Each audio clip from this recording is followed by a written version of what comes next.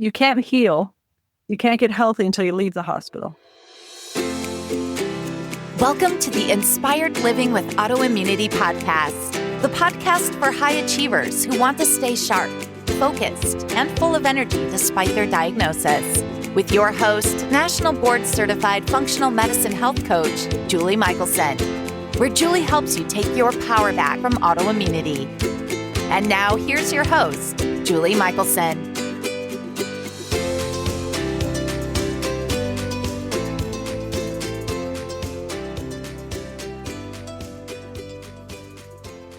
Welcome back to the Inspired Living with Autoimmunity podcast. I'm your host, Julie Houghton, and today we're joined by Dr. Siobhan Newman, the founder and chief medical officer of Newman MD Life Care. She is board certified in emergency medicine and a fellow in family medicine. She brings over 30 years of experience of treating complex medical emergencies and chronic diseases, and she serves as cellular medicine faculty with the SSRP Institute. Her practice, Newman MD Life Care, is transforming cutting-edge research into powerful clinical solutions through regenerative therapies and preventative medicine, focusing on health span, performance, and neurodegenerative care.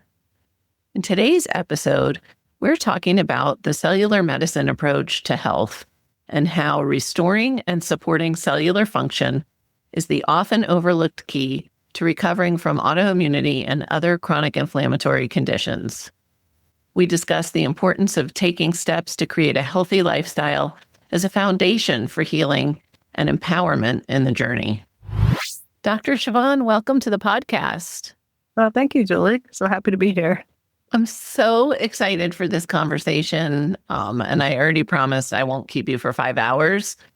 But first, let's just start with, how do you go from emergency medicine to being a cellular medicine expert? Oh, that's a good question. I think every change in thinking or career is based on self or something that goes wrong with yourself and what you see. So in the emergency room, I love the emergency room. Don't get me wrong. I had great years of practice there, many years. It really suited my family life and how I can function as a person. As you know, being a physician can sometimes, not be good for family life. So, loved it. And I did a lot of nights and it was fantastic. You think you're doing some good things and you are. It's that momentary save of a person that, and getting somebody past a crisis. But then, I was just noticing more and more that no one was getting better, that you get them through this life or death thing, but they're going to either live miserably for many more years or it's going to cascade into other things. That was a lot. And then I watching people's medications list get longer. And it was symptom black, but this was causing this, but then you took this one. And so polypharmacy just killed me. And it just felt like and then I walk into a room, I wanted to say so many things and I had so little time. I can give you maybe a nugget but people were just sick. And then myself, I started going through menopause and I'm in I take care of, 20-bed ER and my consultant will call me and I'm like, I could remember. And I'm looking up, I had to open the chart, open the computer and my mind wasn't working. My body wasn't working. I was getting heavier. I wasn't sleeping and my husband was getting sicker. And I just said, something's wrong. Yeah. Something is really, really wrong with medicine, with society, with myself. And I just had to dig back. And when you start with hormones and you're like, how does a hormone work? What does a hormone do? Why am I losing them? Why am I going crazy without them? And that's the cell. So it all comes back to how is the cell function in a good state? How do we feed it and change things naturally? And then how do all these medicines do things to make the cell go wrong? Or how do we get it back to doing what it's supposed to do? So that all comes down to cellular medicine, which has been a fantastic journey. And then our COVID hit too, and that was a big warning sign. Woo! Yeah, in all directions. Which, and I love that you said you loved the ER, right? And you were doing good things. I say all the time, like, for acute care, the Western system, I mean, that's what it was designed for. It's sick care, emergency care medicine. Correct. It's not health care. And you already answered my first question, which was going to be, what is cellular medicine? Because it's not, I'm sure a lot of listeners have never even heard of that before. And again, it just makes me think of it's just good medicine. It's good back to it's the basic foundation of everything. So you think of cardiology, the heart, you think of neurology, the brain, you think of pulmonology, the lungs, all of those have cells. And some of their cells have unique properties, but they all have the basic same things. Yeah. And they share those things. So we have to get the cells to act properly, and they all interact with each other. So people make fun, like, my gut talks to my brain, and it's all real because it's all about cellular anatomy. But the ER, the thing about saving people, and I appreciate people saying that, and I think, if you can't breathe and we put a tube down your throat, or you need a surgery, you need that. That's all very, very important stuff to get you over that hurdle. But what I tell people is, like, you can't heal, you can't get healthy until you leave the hospital. Right. Yeah. And so that's the part. Yeah. I wouldn't even eat in a hospital. No, don't eat. You can't sleep. You're not eating right. You're not sleeping right. So, and then you get through that, and then you get home and you make all the good changes to heal yourself. Yeah. I remember I had surgery 5 years ago, and they were like, trying to get me to eat. And I'm like, I'm fasting. I'll be fine. They're like, no. I was only in there, it wasn't even 24 hours. I'm like, I'm good. I have a plan. Yeah. And your food is not on my plan. Exactly. And I pulled just to try to get people to back. I'm like, I have celiac. And they're like, oh, we can get, and I'm like, it's fine. You can bring it. I'll push it around and make it look like I touched it. But yeah, that it is a problem. And I love that you highlight that. And they don't ask, why did this happen to bring you to the ER, right? So there's no root cause being addressed.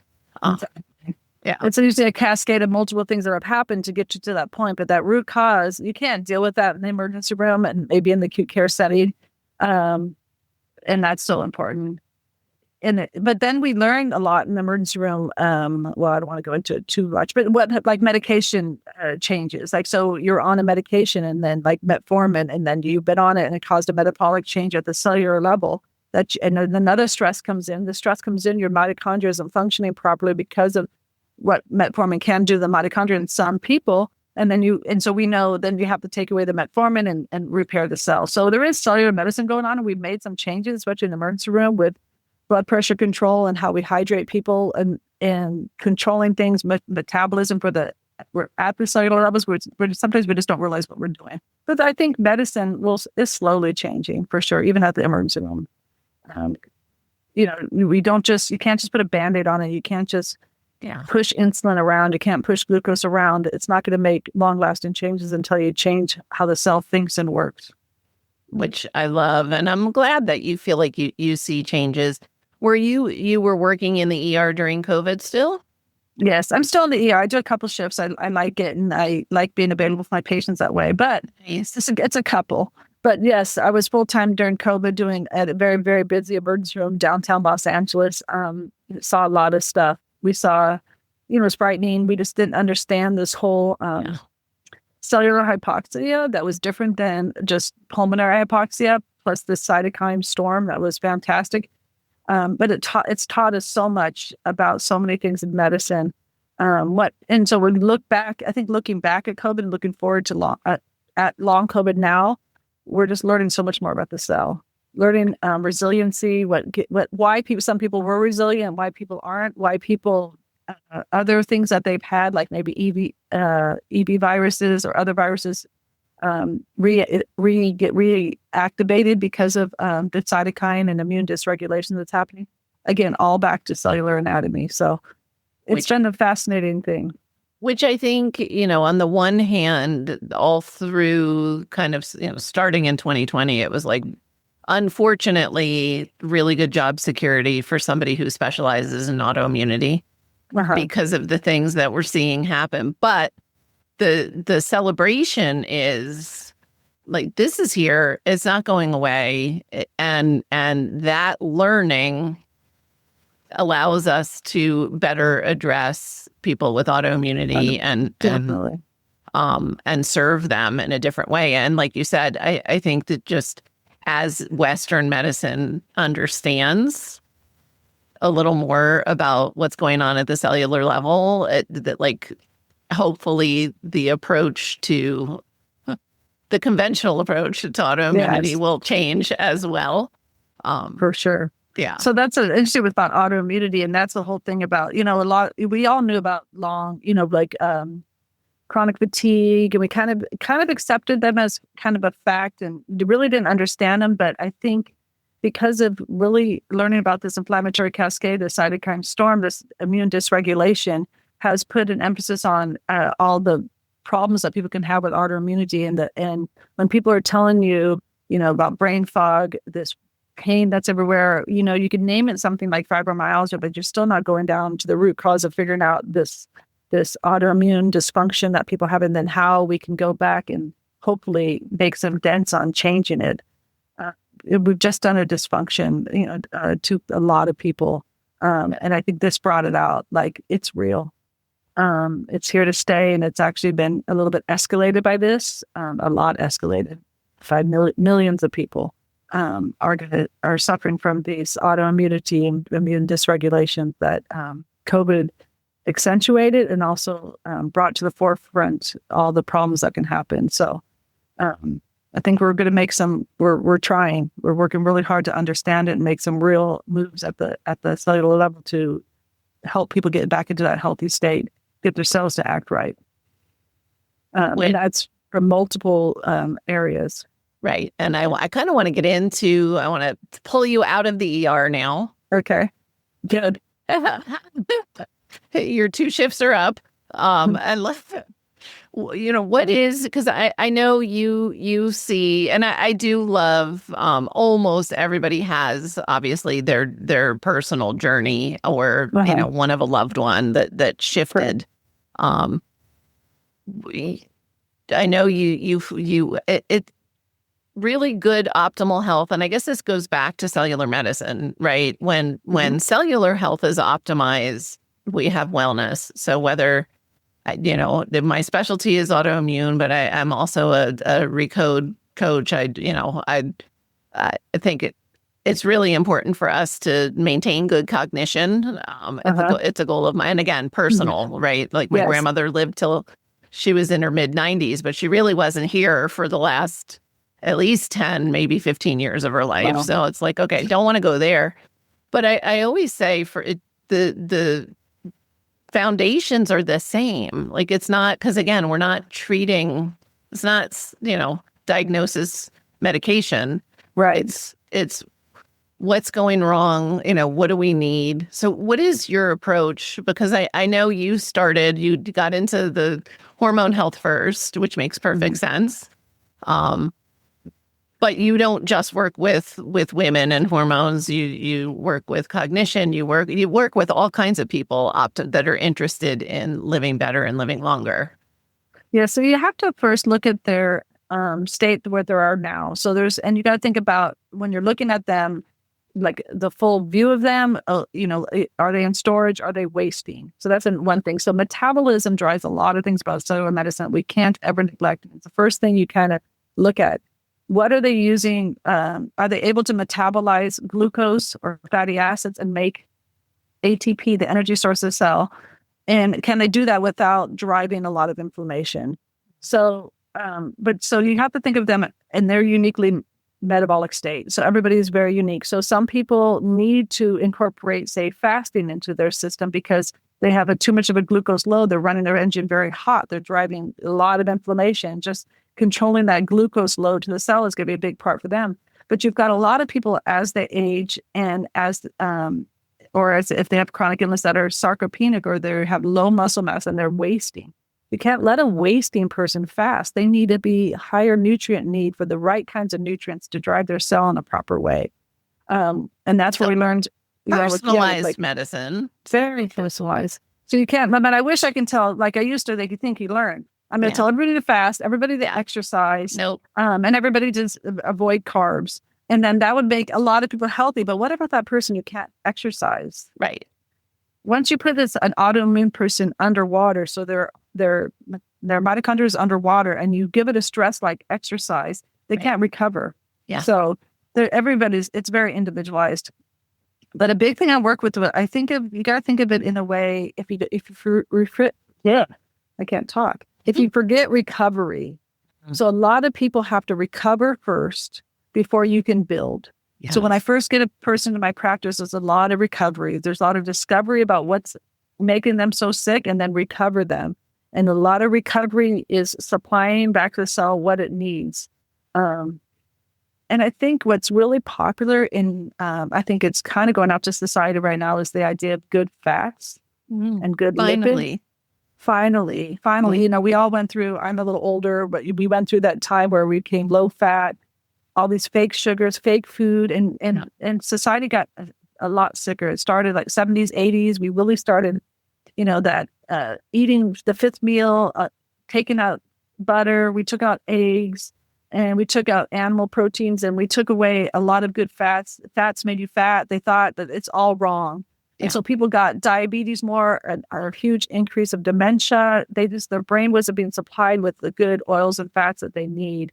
So that's kind of where I went into the crazy space of plasmalogens. I don't know how much. So this whole idea of good fats and good lipids, it's really lipid science. It's what every cell, the cellular membrane, every organelle in our body is surrounded by all these lipids, and they control everything about the cell, what comes in and out, how the receptors work. They control oxidation and inflammation.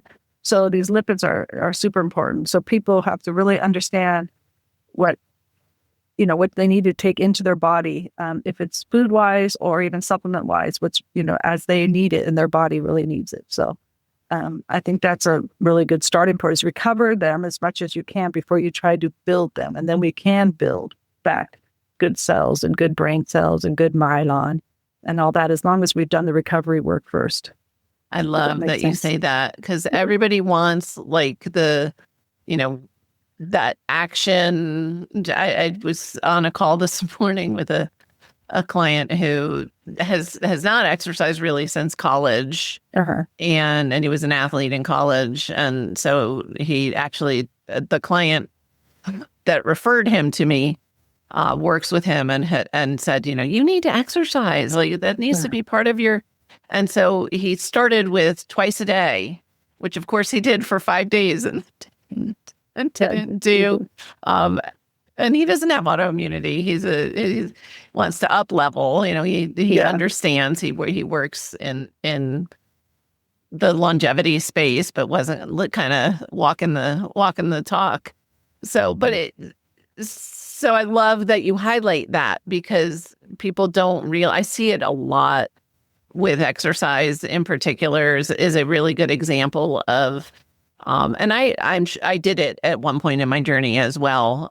There's almost this mentality of my RA is not going to take this thing away from me, right? And so we're just driving inflammation by over exercising. And so again, back to personal, but it's so great that you highlight the okay, first we just need to support assess. I'm assuming you do assessments as well. Yes, please.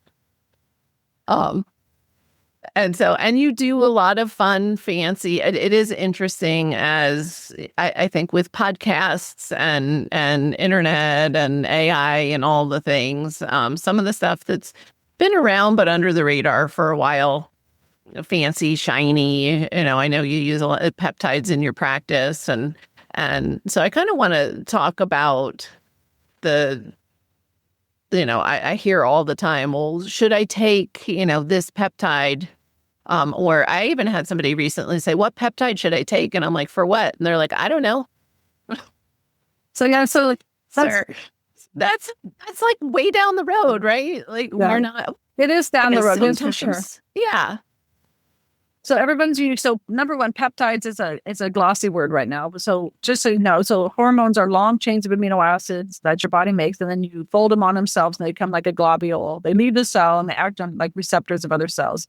But peptides are shorter chains of amino acids, and they leave the cell, and sometimes they can go into the cell, into the mitochondria, into the nucleus, and tell the cell to do something it's supposed to do. Plus, there's receptors for these peptides too. So they are intercellular communication.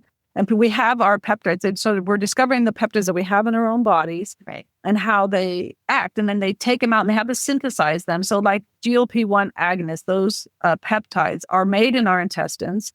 And they were able to find out what they do, the good things, how they help metabolism, which can go wrong, like how you use your glucose, how much insulin you secrete, how this drives inflammation if it's dysregulated. But they take it and then they kind of tweak it so that your body, when instead of having to take it multiple times a day, they make it so like as a case of GLP-1 agonists, they can work for a week. So you don't have to inject yourself multiple times during the day.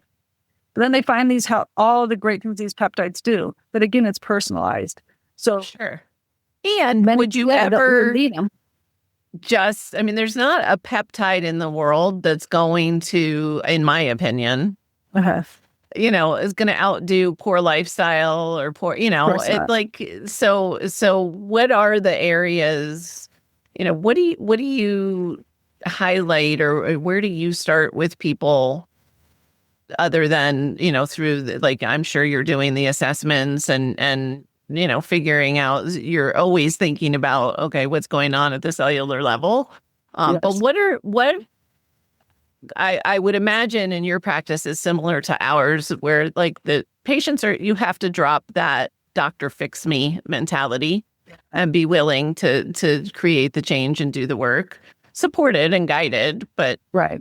There is a lot of work. So it's hard. You have to understand the focus that this is a 3-month, 6-month, 9-month, 10, 12-month kind of plan. There is things that need to happen right away for people. Sure. Some people need some kind of relief. And we have some little tricks or tools that we can use to give you a simple fix for something like a really bad autonomic dysregulation where they're just miserable. They get these flares and stuff. So there is things like that because people need that. But they do have to know they have to put in the work. And that's the thing about metabolism. If you don't put in the work and eat the right proteins and do the right muscle building things, you will lose muscle. And we can't get healthy if we're losing muscle. So we have to watch these things, and these are all maintained. But the biggest thing is thinking about what you're putting into your system. I mean, that's the easiest first thing you have to do. If you're just going to eat McDonald's and take carbs all the time, or simple sugars, and eat processed foods and seed oils, and you're not going to make just those changes, then you're not going to get anywhere with anything else. You can't take a peptide or anything else into your body and think it's going to improve it. So I just think the first thing is just the 3 no's. What do you not put in your body? And my biggest things is I don't want you to put any seed oil into your body, because we talked about good oils that are good for you, like olive oil and butter, animal fats, that are good oils. But then you talk about the seed oils that are totally inflammatory. All these things, this increase of vegetable oils and all these grapeseed oils and stuff, where it comes inside the seed, you got to take those out of your system. So that's a big process right there. Because first you have to look at every label, right, and understand what a seed oil is, change to, avocado and olive oil and stuff like that. But then you have to think, when I go to this restaurant, I'm going to get seed oils. So it's a big conceptual change, and you have to be willing to do that. And then you got to take out all high fructose corn syrup.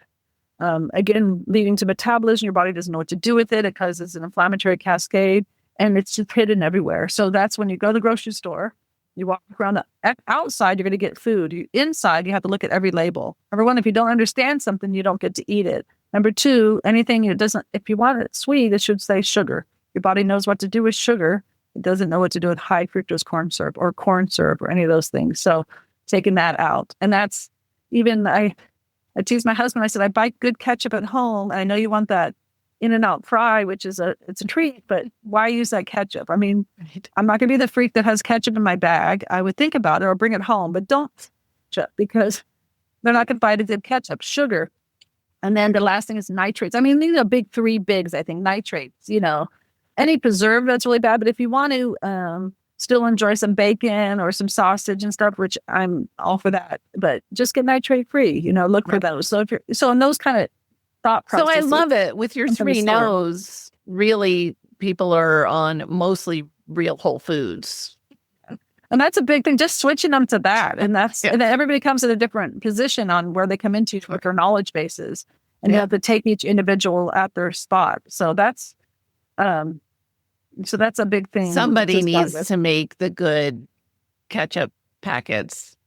Yeah, no, or I'm sure they're out there. This probably costs 3 times as much. Well, true. I don't know if they're even out. I don't think I've ever seen them, although I haven't looked. I know, unless they have the bottle, but even the restaurants won't buy the ones that say, natural sugar, only sugar instead of, but right. They're there. But that high fructose corn syrup is hidden in sauces. That's what you got to watch. Yeah. You got to watch your sauces. I think it was not Tabasco, but another hot sauce that my husband loves, and we can't get it. You can't find it. Most hot sauces, you just have to watch. You just have to look. You have to read the labels. It takes time. It does. Yeah. It's especially in the beginning when you're still convinced you can eat the things you've been eating, that they're probably not bad. It does take time, but it's that skill, and it is a skill because I think so many of us didn't do it for so long, and the marketing is on the front. And so it may say, organic or healthy or all natural or some other buzzword. You've got to turn it around. And then, I know you do whole health. So I know you do work with toxins and what are we exposing ourselves to, right? And so that skill carries over into what am I putting on my skin? What am I using in my household? And the beautiful thing is, it is, 10 years ago, there weren't nice products that were also truly clean. And I am not the girl who's going to make, I did make my own laundry detergent one time and it wasn't good. It's not for me. Yeah. It's hard. We have more and more options. Yeah, it is. And hopefully not. The price point was always a concern too. Like to eat organic, you have to probably 10 times as much money, and that's not fair. But I think it is changing. But you have to be aware. But the whole idea of toxins, and that's a good point to bring up because kind of some people come to you at that fact, like, I need to remove all toxins. I need to be perfect. If you put 10 people in front of all these toxins and one gets an autoimmunity, what's different about that one? And sometimes you have to go back to the cellular level and say, why can't you handle these stresses? Or has there been multiple hits of stresses that are potentiating your cell to run these cytokine storms or have these mast cell activations or histamine activations? So sometimes it's not good to go in right away and try to get rid of like something that might be in your body. People worry about, let's get rid of this mold, let's get rid of this virus, but sometimes it's not possible. And sometimes your body has hid them away where they're not being exposed. For safety. For safety. Yeah. So you do have to get the cell at a better place to be able to handle this. And so if you're going to do a detox, you need to first have your cell in the right position to be able to handle that detox and handle that inflammatory cascade that's going to come out. So we definitely work on that. Cellular reserve is a real big thing you have to think about for each person. And that's dietary wise. Some supplements, and I'm not supplement crazy, but there's good things out that we're not getting from our nutrition. And then things like adding in plasmalogen, good fats are super important to protect your body at the mitochondrial level. And if somebody's starting, I'll just say, like, behind the 8 ball, so they've got some kind of chronic inflammatory process going on, and they're already, eating real whole foods and focused on good, healthy fats.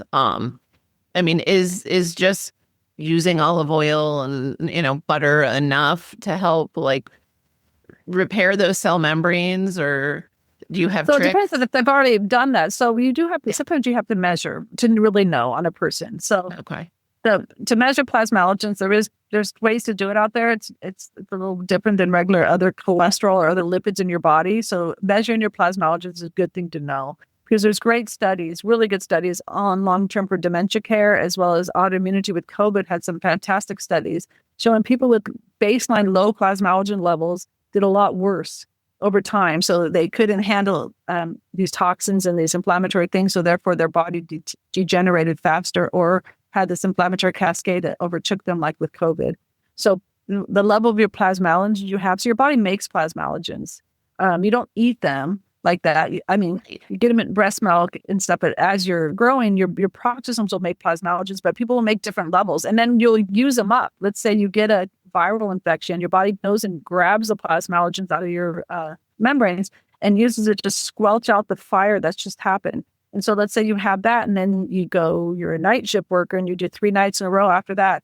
And then you go and you have a stressful events at home, you have a family death, and those 3 stresses back to back deplete your plasmalogen levels. So you can measure to see where you're at. I mean, just to use my husband as an example, I think he was about 62. We measured his plasmalogens. We did an MRI. He had 0 plasmalogens. It was just frightening. And to know it, you think you're eating okay. You think you're doing all right. We look back and his cognition was foggy and he was not doing good at all. It's kind of hard to see that. We compensate though. Oh, you definitely compensate. You do. Yeah. Like, oh yeah, I have low energy in the afternoon. I drink 3 cups of coffee and then I eat a Mars bar and I can get going. There's something wrong there. Don't do that. No, don't do that. So that's where he was functioning. Not prescriptive. So, but then you need these plasmalogens, and sometimes you have to take them externally, and then changing your diet because those seed oils, the wrong omega-6s are going to squelch your omega-3s, your good omega-3s, and squelch your omega-9s. So dietary-wise, you have to make those changes. It's not just, taking a good supplement and taking all this other junk in. So it's a combination. Everything's a combination. Nothing is in isolation. But these are something you can measure. And you can look, routine labs, you can say. It depends on what your mind's eye, how you look at them and what you're looking at, like cholesterol levels, HDL.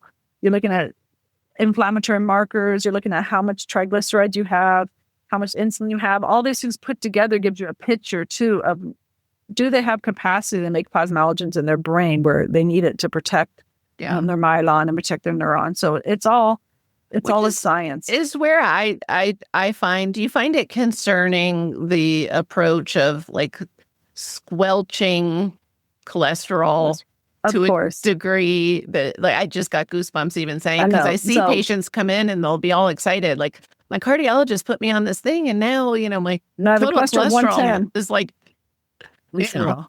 So one thing is, I think everybody needs to know there's nothing in our body that's bad.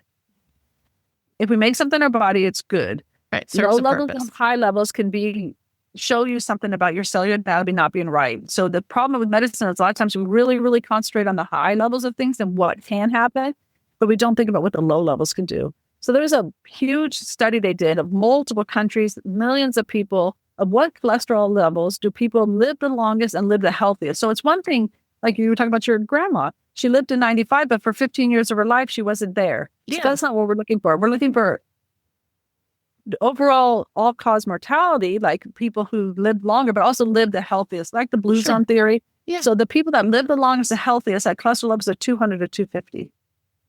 And that's over multiple countries. So there is a disease, a rare disease of high cholesterol that's very abnormal. Plus, if you don't move your cholesterol around.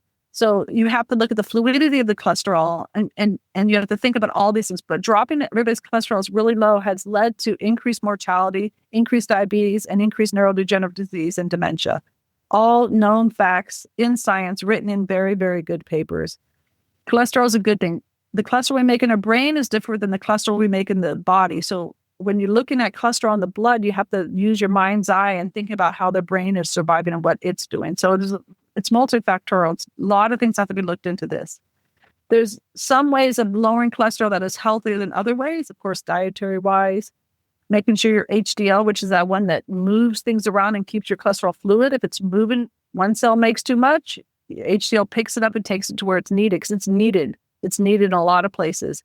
So these things, but very low cholesterol, we see high incidences of Parkinson's disease, dementia. Your body is starving. And if you starve your cell of a nutrient, it will go get it from somewhere. Right. If you starve, it will steal. It's steal from the brain because your body is going to, so your cell is going to go back to working the best it can with what you give it. And it's going to downgrade its ability to make energy, downgrade it's going to cannibalize other things to work at it at the best it can until you give it back to what it needs so it can be high functioning. And that's the idea of, I think, one thing I've learned, and I hope every day I'm learning, I change every day, but is that fatigue is something super important to think about in your body. Every time you talk to somebody who has an autoimmunity or a neurodegenerative disease, ALS, or anything bad, they really think about it. It was the inability to recover, the fatigue ability, because that's just a sign that your mitochondria, that energy-producing organelle in your cell, is underwater, not working. And that's a bad sign. And that's what all these diseases start with. So thinking about, that, and when people say, I'm just tired all the time, it's a thing we have to focus on and learn about. But back to cholesterol. Cholesterol is a great, wonderful thing. It's in every cell of our body. It lines every organelle. The repair molecule. Makes your hormones. It makes your hormones. That's what we see. So women go through menopause.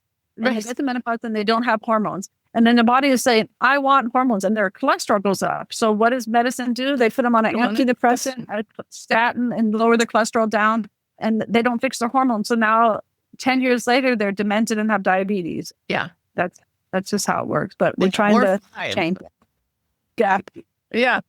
Gap. Or faster. So it's been normalized, and that's not okay. I want to circle back. I got excited, and we didn't talk about this before, everybody. I just, but I know who I'm talking.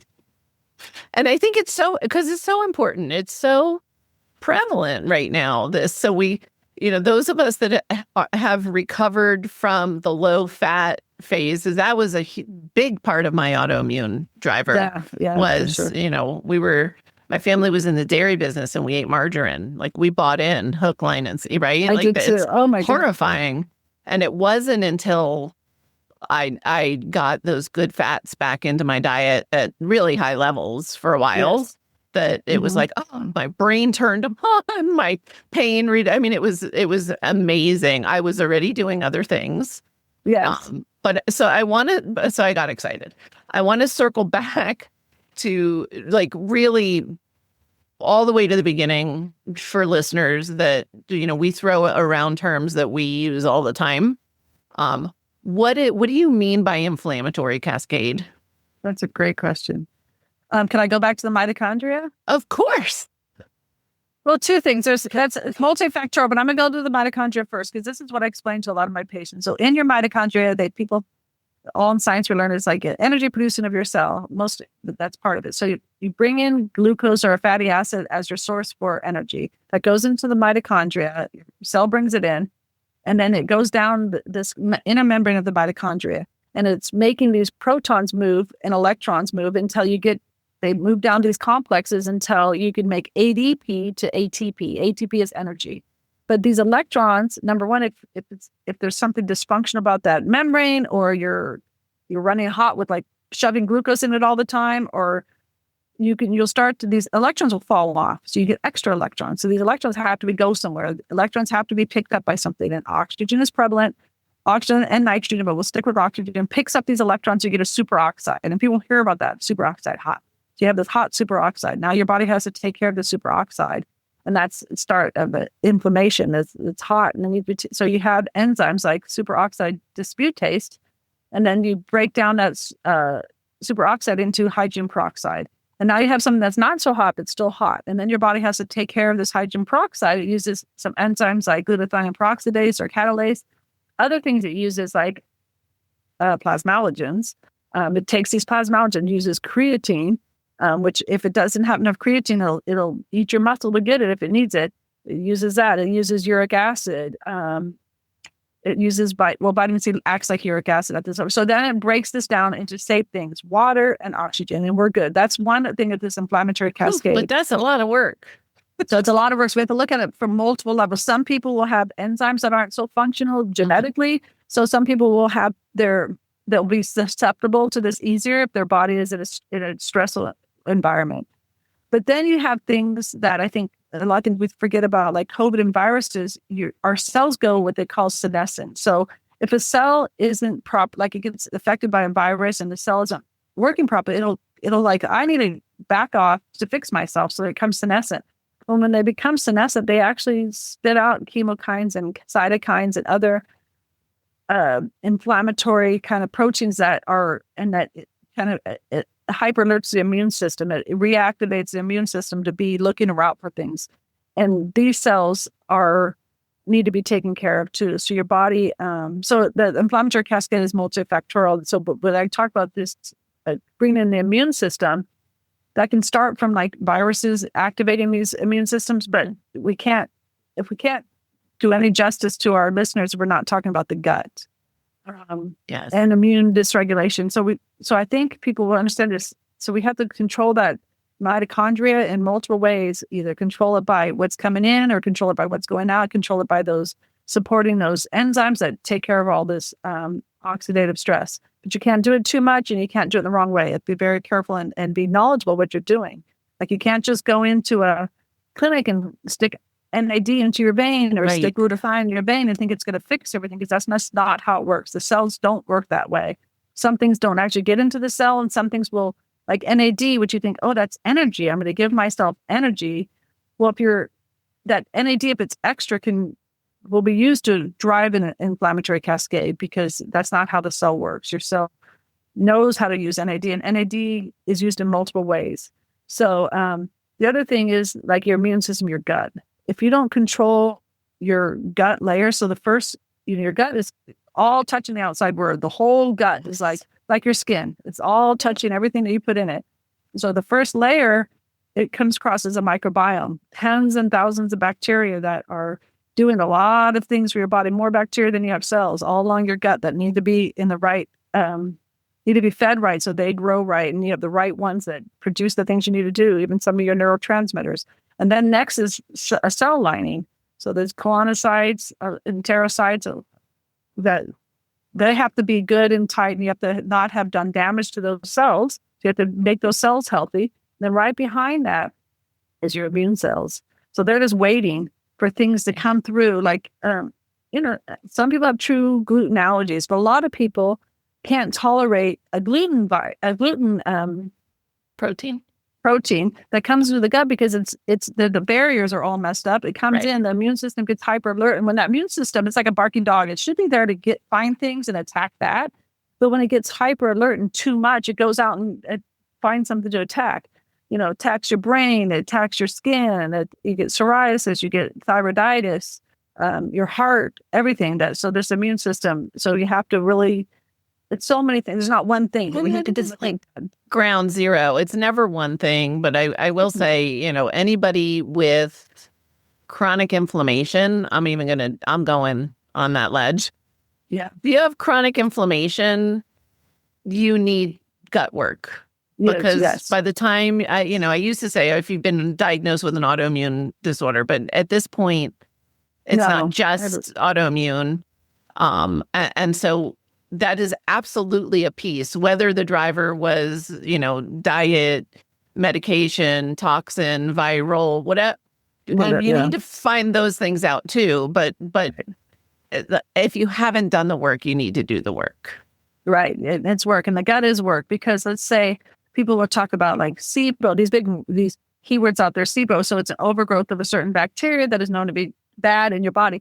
But to just kill that off doesn't do you any good, because your body knows how to grow. Yeah, you need to grow the good bacteria to push those bacteria up, and you need to be having bowel movements every day, because if you're not, number one, we don't solve constipation. If you're constipated, you're holding in all those toxins in your gut, and they're going into your body. So relieving constipation on somebody, and there's multiple ways to do it, but in a good way to relieve constipation, get them out in a healthy way, is going to improve your microbiome. So there's key things. How often are people supposed to poop? That's a good question. And it should be, so you should release once a day. And some people will poop a couple times a day. And it should be the quality of poop. And so if your doctor's not asking you, do you poop every day? And be very concerned if you're not pooping, or if they're just saying, take this pill to squeeze your gut down to make a poop. That's not the way you're doing it. You have to fix that microbiome, and you have to get the body to do it. Your body knows best. your body is, and your cells know best. And that's the thing back to peptides. Like you said, you can't just add a peptide because we're trying to get your cell to act like it was acting, not to augment it, not to make it different, but to act like it was. So once we look at the gut, we look at the immune, we make sure people are doing all these things, then we might add in like a immune peptide that helps regulate things. Yeah. Which I think, and those can be really helpful, especially again, and there's things, I don't know that we're close to everybody having their little arsenal at home, but there are things because we all take hits. And so I think that the immune, I like all of them in the right time and place. Right. And they can all be supportive. And so but the beauty is if somebody is seeing a physician like you that is trained in cellular medicine and knows the right time and the right place, right? It's correct. And also that because this is the other challenge with peptides becoming the buzz, popular, fun, shiny thing right now. People are ordering stuff online. You have no idea what's in those vials. You don't know what you're getting. I just had a patient ask me if she should add amino acids in with her peptide. I said, if you are putting any peptides together, you're putting something in them, you don't know what you're doing. There's people, all these peptides, they have charges and they'll stick together. There's so much going on that you have no idea. But also, if a provider you're going to is using something that says not for human use, that's not okay either. So everything the FDA has a reason to regulate things, and they do it. Some things about like the FDA, if they're giving bad information, bad stuff's going to come out. And also there's regulations on, they have to do, most things that they have to test one thing, it has to have one action. So there's a lot of things where peptides kind of have multiple actions. So, but the place that makes the peptides has to be approved to do it for human use and do it in a sterile environment and not be able to do harm. So that is very important. So you can't just go on and buy them from, Mexico or wherever. I'm not trying to put down on Mexico, but any place that says China, you don't know what you're putting into your body. There. Yeah. No idea. And there's some really, really bad things that are happening. Really bad things. You have to be very careful, and you have to have somebody who is understanding what's going on at the cellular level. We're not trying to augment life. We're not trying to change the way God made it. We are trying to help the body take care of damage that has happened and regulate it back to itself. And that's as a tool with everything else. It's not a fix-all, just like GLP-1s, which is a peptide. You can't just take a GLP-1 and eat the same way and not exercise and not get enough protein. You will become sicker. But they have a great place and a great use for truly doing good work at the cellular level, as opposed to other ways we've treated diabetes, like insulin itself when somebody's in a hyperinsulinemic state, or anything else that drives insulin up, or metformin that we, had a lot of good thoughts to process to what it was doing, but we know now it's actually does some damage to the mitochondria. So there's some good place for peptides. They have to be used with the proper pharmacist, the proper provider in a proper way to help the body get better, as well as with everything else we're doing. It's not nice. Thank you. I feel like that's so important to highlight if we're going to even say the word peptide. And again, and that's where also the expertise, you can read stuff online and whatever, but you want a provider who's trained in cellular medicine so that they really understand what the peptide is supposed to be doing. Right. And does that fit your need at this time? Yes. And looking at real research that's going on, and there's great research going on. There's another peptide that was just FDA approved for a rare mitochondrial disease called Barth syndrome. And the peptide, we know other mitochondrial diseases. So somebody who can take this information, read all the studies, look at the cellular level, and then use that in appropriate other diseases that have mitochondria. That's what we call out of the FDA guidelines, or because we're physicians, but it's not that we're outplay. So the FDA will say this is for this disease, but we look at how that works at the cellular level. And we say, well, this disease does this at the mitochondrial level. We're going to use this peptide. But it has to be a very informed choice between yourself, your pharmacist, and your client, your patient, for sure. Absolutely. Oh, so much good stuff. So this change, not a change so much for you, but a change in understanding over the past 5 years, I think, about, at least Western medicine taking into account cellular processes out of necessity, right? With the cytokine storms and all these, inflammatory issues being triggered or exacerbated. Uh, What is, what's the future of autoimmune look like from your perspective? Yes, we know numbers increasing, but I mean, like, treatment approach. Do you see treatment approach changing in the future? so the numbers Hopefully. are increasing, and I understand that awareness is increasing, but the fact that COVID has really increased autoimmunity because of our cells' inability to regulate the immune system. We have to make full changes in dietary and what's allowed in our system. So it's more important. Like, people worry about, if you go and get a peptide from an animal source, they'll also go and believe the food industry and what they're trying to put in our feed and what they feed our animals that we eat. So that has to be that. Those things have to change. Autoimmunity won't change without that. Exposures, medication. So I understand that, like, kind of a weird case. So autoimmunity that attacks your own muscles. So I had a patient that had metabolically exercised, did all the ate well. She had a COVID infection, and then she did get the COVID vaccine, but this set off her immune system to be dysregulated. And she got made antibodies that attacked her own muscles and barely was like a cripple, couldn't walk. So there is and these are great, the idea of a monoclonal antibody. So we have a lot of interleukins, a ton of them. And a lot of these things, you hear all these advertisements, take this, medication for psoriasis and all that, which is crazy. I don't know why they have to advertise to them but let's just, so this example real quick, so just at the cellular level, this was an interleukin 6 blocker. Interleukin 6 is bad, right? It's an inflammatory cascade. And so, but it's not, no. So when I exercise, I release it's called a myokine. It's interleukin 6, because that interleukin 6 goes and tells my cells how to use glucose in the right way, because I'm putting a stress on my body.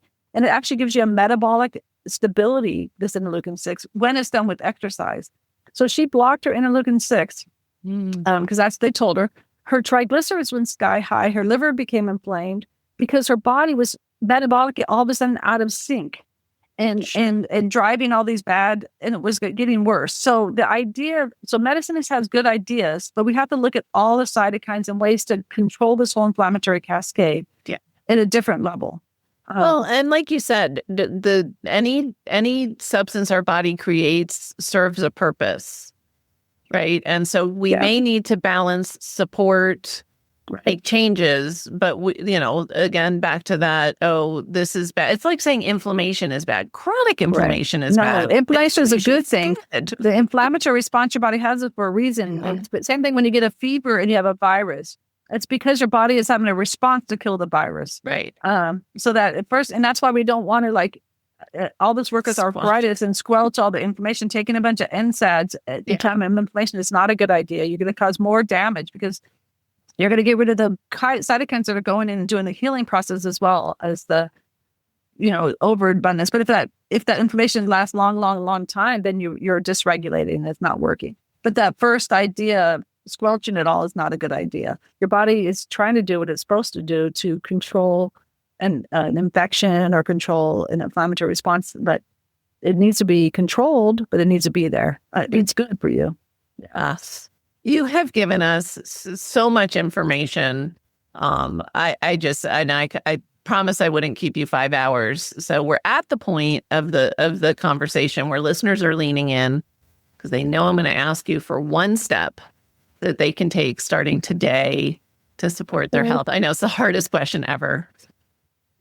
I think it's back to what I was saying about eating whole foods. Yeah. Sticking with what you put into your body as an energy source. So eating just, if it's real food, I do lean towards, I was vegan for a while. I do lean towards animal products because we are animals, and that's the bright protein and lipids for us. Yeah. So, the way you can incorporate it is good. And I think my one thing I'm going to talk about, I think, is an egg. And so if you want to add something into your diet, and when they took yolks out of eggs and they gave us egg yolks and told us that was healthy, they were completely wrong. So what's in an egg yolk is exactly what's perfect for a baby chick. It has these things called phosphatidylcholine. And I know I didn't say that word yet, but it's another lipid. And choline deficiency and brain disease and autoimmunity is a huge thing, as well as these phosphatidylcholine. I know there's supplements made of these and stuff, but this is an animal. Why take out the yolk and then take a supplement, right? Eat that egg yolk. Eat 4 eggs a day. If you don't eat the whole egg and it's just too much for you, eat the yolk. So let's go back to eating egg yolks, eating eggs, and good, those really deep orange ones. You want pastured eggs. Pasture eggs. Of course, they all lie to us. They say cage-free and all that. So just try to get your source as good as it can be. We'll do as good as we can. You don't have to find a farmer. Exactly. Doesn't have to be perfect. Doesn't have to be perfect as long as you're getting into. But I think that's just eat real foods with real good. And remember to stop those 3 things: seed oil, high fructose corn syrup, and nitrates. That's a good start. You'll start eating some real good food for you. So amazing. Siobhan, I can't thank you enough. For people that listen like I do while they're on the go, where is the best place to find you? Oh, that's a good question. So I'm always so bad at this, but newmanlifecare.com is my website, and that gives a plethora of information. So I think that's the best. Is it Newman MD Life Care? No, it's just newmanlifecare.com. It is just Newman Life Care? Okay. For the website. But my clinic is Newman MD Life Care.